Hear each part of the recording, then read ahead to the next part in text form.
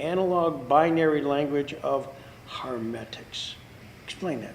Experiential philosophy is basically observing your own lived experience.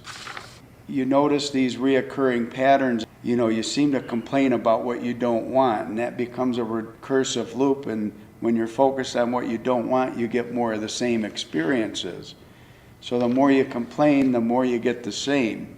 It just seemed to be a pattern that I could look back on all my life as a emotional awareness and emotional intelligence, which is actually like an authentic intelligence that is just trying to return you back to love.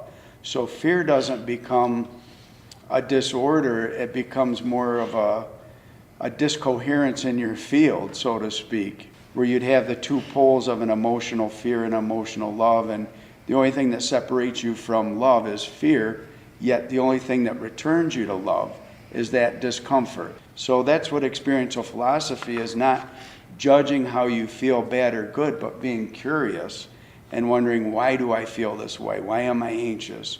Why am I depressed? And not focus on not wanting to be it, allowing the fear, the emotion, or whatever it is to tell its story. It's crying out, it wants to be heard.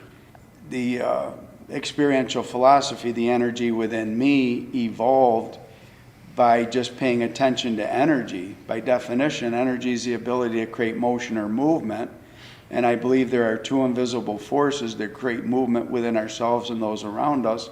And those energies are love and fear. So that's energy. And then within me, meaning mindful eatery, you're either gaining or leaking your energy, in the areas of your food, thought, and environment. You consume food, you consume your thoughts, you consume your environment. I could really look at love and fear as more of a binary language when I started learning about digital communication, ones and zeros, and trying to use programs. And well, that's the missing language, analog binary Harmetics. If you look at your experiences of your life, you can see these recursive loops, these patterns repeating themselves, and generally most of the time you're choosing fear over love, and you get in these negative patterns that show up, and I think it's the invisible world becoming manifested in the material world. And you mentioned a key idea.